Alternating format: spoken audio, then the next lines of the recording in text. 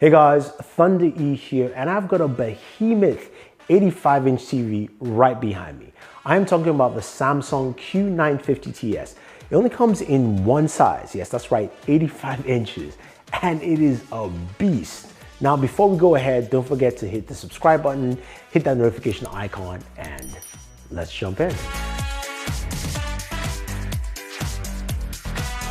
So, everyone is buying a TV now, and we know why. We're stuck at home and, we've got to watch content, we've got to play our games. There are new consoles out there, the Xbox Series X, the PlayStation 5. But why go for an 85-inch TV? First of all, screen size, this thing is huge. It is massive. It just takes up a lot of space. It's an 8K TV, and watching content on here really will blow your mind. It's hard to go back from using this television set. But what does it offer? Besides just being 85 inches and 8K, it packs in a ton of features. So Samsung has something called the Delta V stand that makes it feel like it's floating. When you look at the TV on the side or in front, it looks like it's tilted back slightly and floating. It's a different look and feel. Of course, you can mount this on your wall if you want to.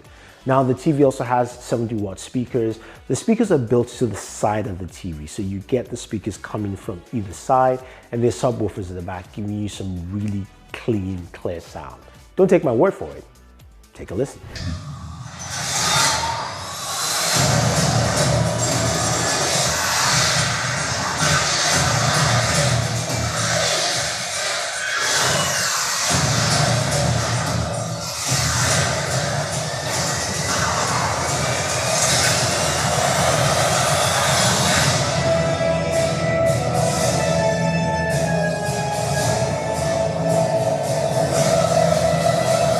So yeah, it sounds good, it's great. It almost takes away the need for a soundbar, but of course a soundbar will add a different element for you. And whether you're watching YouTube videos, you're watching a movie, any kind of content, it looks really good. Or even when you are gaming, this TV looks good and sounds well, especially playing on the brand new consoles, the PlayStation 5 and the Xbox Series X. This TV supports what you need for next-gen consoles. So of course it's got 4 HDMI ports. One of them is HDMI 2.1, which is a sad part because I wished all 4 ports were HDMI 2.1, but just one. So if you've got both consoles, you gotta basically switch back and forth to ensure you get the best capabilities. But as you can see here off the Xbox Series X, it supports all that except Dolby Vision. Now, this TV also has a one connector box. That box houses all the ports and all the processing power for the TV. So you just have one cable going from that one connector box to your TV.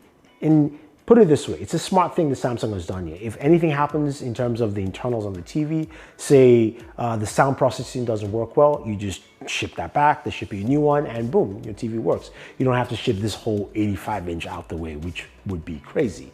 Now, the TV runs Tizen OS. It's something that Samsung's used for a while. It's pretty smooth, works effectively. And I like the way that all your apps are docked in front, so you can easily jump into your shows and also jump into your various gaming consoles. TV has a game mode, which will automatically detect once your console turns on, which is nice. Now, the remote control is simple and clean. It's one of the older designs, but I do like this design quite a lot. I like the silver look on it. It's got 3 additions this year, which are a Netflix button, an Amazon button, as well as also the Samsung TV Plus. Now, Samsung TV Plus allows you to scroll through and look at content if you don't have content to watch. Speaking of content, how do movies look on this TV? Let's take a look.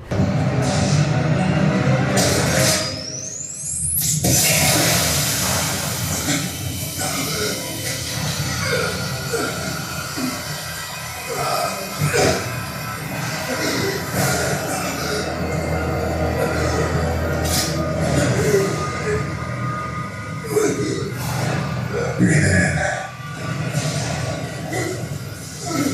That's fear. It looks crisp. I mean, BVS still looks as good as ever. That green kryptonite really shines and stands out. And that's something I think a lot of people will like. But we are gamers, and we talked about the fact that this has HDMI 2.1 port. And I've been playing on my Xbox Series X and PlayStation 5. how is that experience? What does it look like? How does it feel? Those are the questions you want to know. And let's take a look at what it actually brings into the table with the Samsung Q950TS.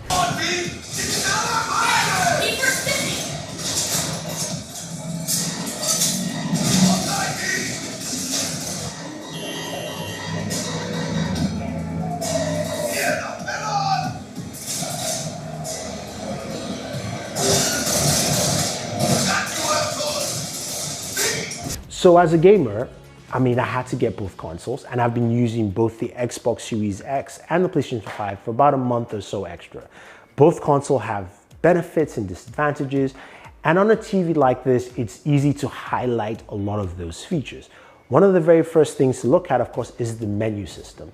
Now, both menus, yes, they're different styles. I'm not going to talk about that specifically, but they look really good. Now, the Xbox Series X menu looks nice and clean, and it looks sharp and vibrant until you look at the PlayStation 5 menu. Now, what you don't know is the Xbox Series X is at 1080p for the menu, and the PlayStation is at 4K or a higher resolution. So when you're upscaling to 8K, the 4K definitely looks sharper and more vibrant than the 1080p. So that's something you will probably notice if you watch carefully on from both consoles. Now, when it comes to games and gaming, what have I been playing on both consoles? Now, for the PlayStation 5, I've been playing Spider-Man Miles Morales. I like the game, it plays well. You've got different options for doing performance mode.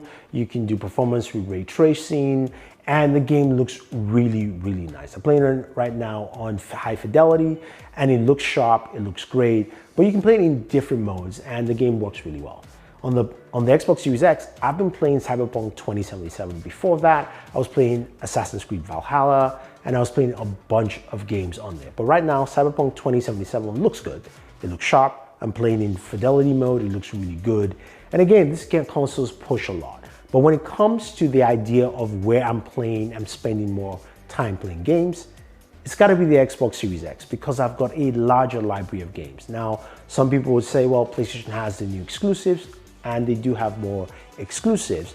But the fact that I can jump in and play a game like Cyberpunk 2077, yes, that's on the PlayStation 5, but I can also switch immediately with quick resume to say a game like Mortal Kombat, and that's a great feature as well on the Xbox Series X, and then play a brand new game that came out, at least a game that came out this year, like Control, without spending any extra cash.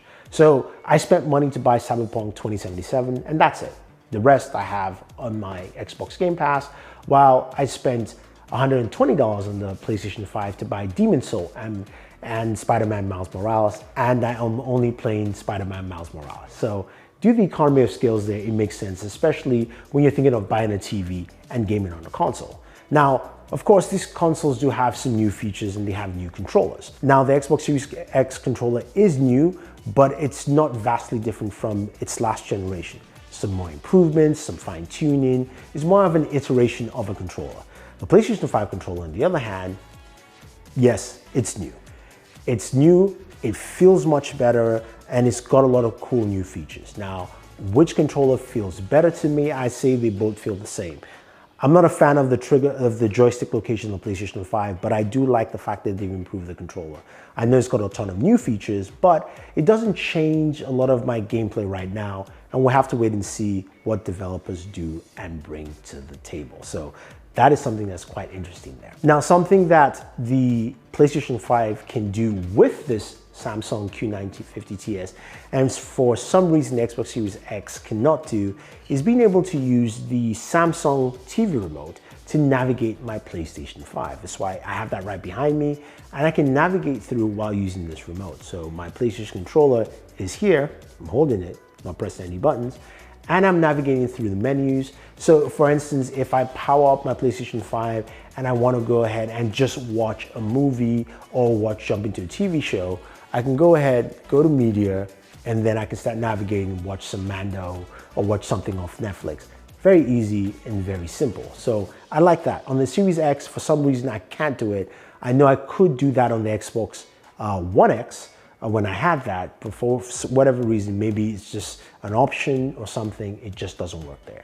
Now, speaking of issues or bugs on both consoles, what I've experienced is while playing and using it on this TV, my PlayStation 5 has crashed about 3 times, the times I've noticed, and that's about it. I don't have a lot of crashes on it. I'm not using an external hard drive. Those are the only times it's crashed on me. My Xbox Series X has had an issue where each time I start a game, and it started when I downloaded it, Cyberpunk 2077, I would have to basically unplug in the HDMI port, but it's happened about 3 times or so. So again, that too is not something widespread. Those are the only issues I've had with the consoles. I think overall, when you look at both the Series X and the PlayStation 5, they are great consoles. They bring the kind of fidelity and performance as a PC gamer I can see. Now, playing on an 85-inch TV, it is unreal. I mean, this is something you have to experience. I wish that I could afford a TV like this. I wish you could afford the TV like this. It's about $11,000. It's not for everyone, but if you've got the space and you've got the cash and you want a TV that has a lot of room to just give you high fidelity, it works quite well. Another thing to mention with this TV is the fact that watching in daytime and playing in daytime, it's really good. Reflections, things like that, it doesn't affect your viewing in comparison to say like an OLED. So that is something to take note, especially if you've got a lot of big windows and you're using the TV as such. So guys, if you have any questions or any comments about the Samsung Q950TS, let me know. Or you want to get some more information on the Xbox Series X or the PlayStation 5, leave your thoughts down below. And if you want to see me do a review on the Xbox Series S, leave those thoughts as well. This is Thunder E saying thank you and always enjoy the entertainment.